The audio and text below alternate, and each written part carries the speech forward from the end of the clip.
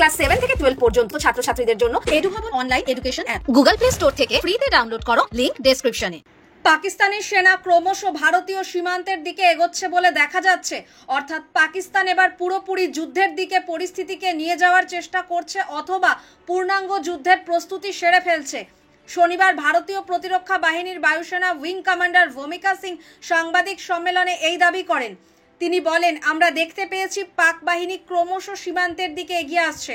তিনি আরও বলেন, পাক স্থলবাহিনীর সামনের দিকে এগিয়ে আসার অর্থই হলো তারা আরও উত্তেজনা বৃদ্ধির চেষ্টা চালাচ্ছে।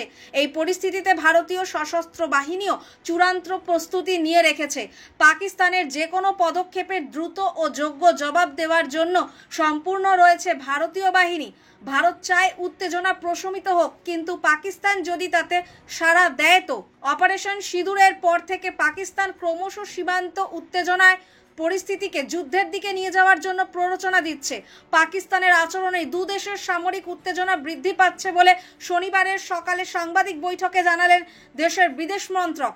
বিদেশ সচিব বিক্রম মিস্ত্রি এদিন বলেন, পাকিস্তানের আচরণেই উত্তেজনা বাড়ছে, যার প্রত্যুত্তর দিচ্ছে ভারত। বিদেশ সচিব আরও বলেন, আমি এর আগে বহুবার বলেছি, পাকিস্তান ক্রমাগত প্ররোচনা দিয়ে যুদ্ধ পরিস্থিতি তৈরি করতে উস্কানি দিচ্ছে, যার জবাব দিয়েছে ভারতীয় সেনাবাহিনী ও বায়ুসেনা। এদিন ভোর থেকে পাকিস্তানি বাহিনী ভারতের বেশ কয়েকটি জায়গায় ড্রোন ও বিমান হামলা চালায়, কিন্তু ভারতের তরফে তার প্রত্যেকটির যোগ্য জবাব দেওয়া হয়েছে। সোফিয়া কুরেশি বলেন, পাকিস্তানের বিমান হানায় উধমপুর, ভুজ, পাঠানকোট ও ভাটিন্ডার ভারতীয় বিমান ঘাঁটির সামান্য কিছু যন্ত্রাংশের ক্ষতি হয়েছে। পাকিস্তান ক্রমাগত হানাদারি চালিয়েই যাচ্ছে। ড্রোন, দূরপাল্লার ক্ষেপণাস্ত্র ছাড়াও গোলা ছুড়ে চলেছে রাত ভোর। পূর্ণাঙ্গ যুদ্ধের কায়দায় জেট বিমান দিয়ে আক্রমণ চালাচ্ছে ভারতীয় ঘাঁটিগুলি লক্ষ্য করে।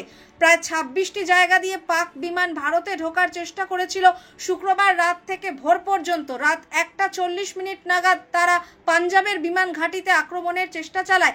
এমনকি যুদ্ধ শর্ত লঙ্ঘন করে হাসপাতাল ও স্কুলেও হানাদারির চেষ্টা করে পাক বাহিনী। ওই সাংবাদিক সম্মেলনে উপস্থিত উইং কমান্ডার ভূমিকা সিং এর তথ্য, ভারতীয় বাহিনী অত্যন্ত দ্রুততা ও নির্দিষ্ট লক্ষ্য করে পাকিস্তানি সেনা ঘাঁটি ও জঙ্গি তালিম শিবিরগুলিকেও আক্রমণ করে। এর মধ্যে বিএসএফ সিয়ালকোটের একটি জঙ্গি ঘাঁটি সম্পূর্ণ ধ্বংস করে দিয়েছে।